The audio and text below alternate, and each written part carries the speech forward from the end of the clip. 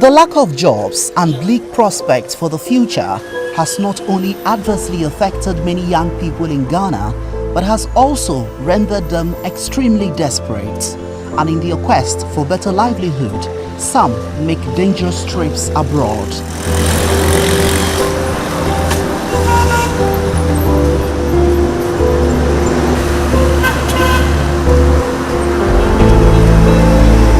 Desperate female job seekers have now resorted to social media, where they are recruited by sex traffickers known as slay queens. These slay queens are often former sex slaves themselves.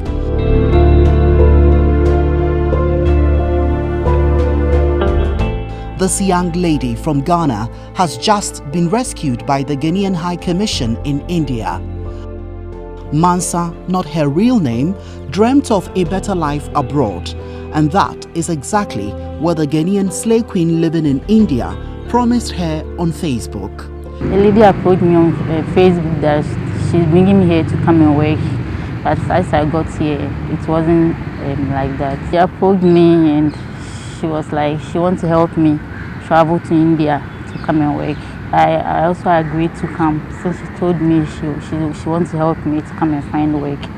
I also agreed to come, but as I got here, it wasn't like that. It was prostitution. According to Mansa, the slay queens spend their hard-earned cash on securing fake travel documents and flight tickets to bring hapless young girls to India. Now, here is the catch. Money spent is a debt these girls are expected to repay when they start work as prostitutes. She did everything, and then she gave them to his brother to bring it. So I met the brother at the airport and he gave me everything. And then I traveled. On that same day I met the brother at the airport. She came to pick me at the airport. She took me to her house and then she told me there are no more jobs, so it's prostitution, and I have to sleep with like 4 or 5 men in a day, every day, and I don't have any right to say no unless I'm sick. Why don't you have any right to say no? That's what she told me. Even worse, these girls are subjected to harsh treatment by the slay queens. She beat me up sometime and I wanted to report to the police, but she let some Nigerian men beat me up sometime. Because you've done what? She said the phones are missing and I've stolen the phones, because I said I want to go to Ghana, so I've stolen her phones. But did you steal the phones? No, I didn't steal her phone. And then she will lock me in the room. I don't go out. She will lock me, she'll go out, she'll come back the next day. I don't eat, I don't drink water, I'll just be in the room. She will lock me up, she'll go out. Because she realized if I get a chance, I'll just run and meet the police. So that's what she was doing to me. And later on, she took me out from her house. She sent me to some place. That's where I got the chance to run and come here. Ghana's High Commissioner to India, Aaron Michael Quay, says his office is extremely alarmed by the growing trend. Ladies who came here to work as domestic staff and so on and so forth, who are either coerced or some of them knowingly come and engage in prostitution. So we've had quite a number of people who have had to come to the embassy, and the head of consular, Mr. Michael Saki, and his deputy, Mr. Aaron Timtim, have had to really shield them, because you know these kind of things have pimps and so on. Their passports and documents are seized. So we are fishing them out, and whenever we find them, we're actually cooperating. The World Bank, in a 2016 report on jobs in Ghana, revealed that about 48% of the youth in the country do not have jobs. The report further questioned the country's preparedness in tackling the growing problem.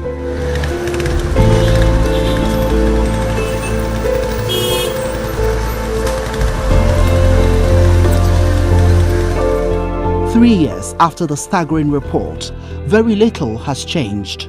With Ghana's population hitting almost 30 million, the unemployment situation is expected to further worsen. the current Akufo-Addo-led NPP administration came to power on the back of job creation. However, 3 years into its tenure, and the government has very little to show.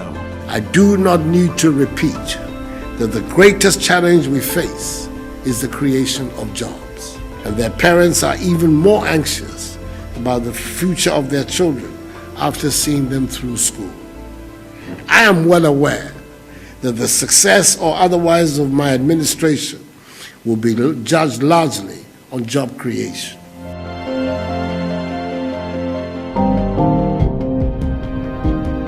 Recent deportations of hundreds of desperate young Ghanaian job seekers from Libya painted no faint picture about the sheer scale of the problem.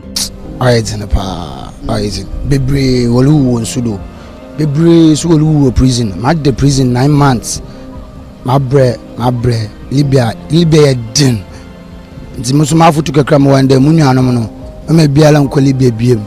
Sylvia Lopez is country director of the International Organization on Migration. It's a mix of social status, the social status that comes with migration. If you have migrated or you have a migrant in your family, you have a higher social status in the communities. We know that the migrants, they bring back the cars, they build the houses, and there is this social aspect of migration. Then there's also the aspect of the livelihood. People will tell us, I will not stay if I can't make a living.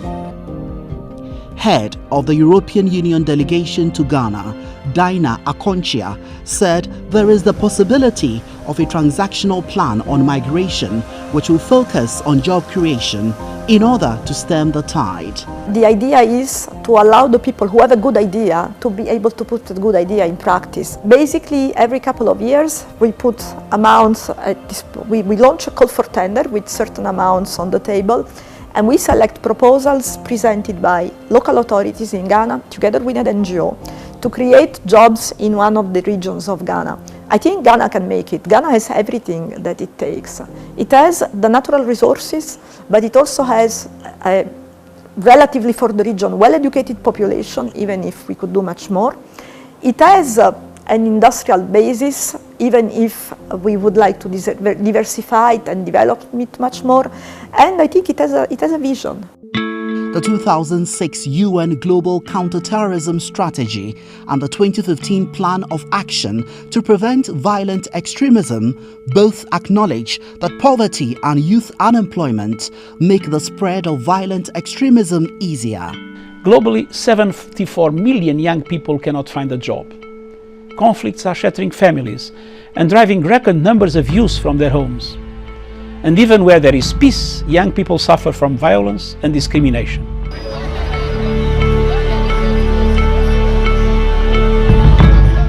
Africa's youth population is growing rapidly and is expected to reach over 830 million by 2050. Whether this spells promise or peril depends on how the continent manages its youth bulge. Many girls like Mansa have been dreaming of going home for a long time, but they are stuck in New Delhi and still working to defray their debt. The sex trade is a brutal global industry that takes desperate young girls and then enslaves them. A vicious, self-perpetuating cycle that offers no way out. Ridwan Karim Dini Osman, reporting for GH1 News.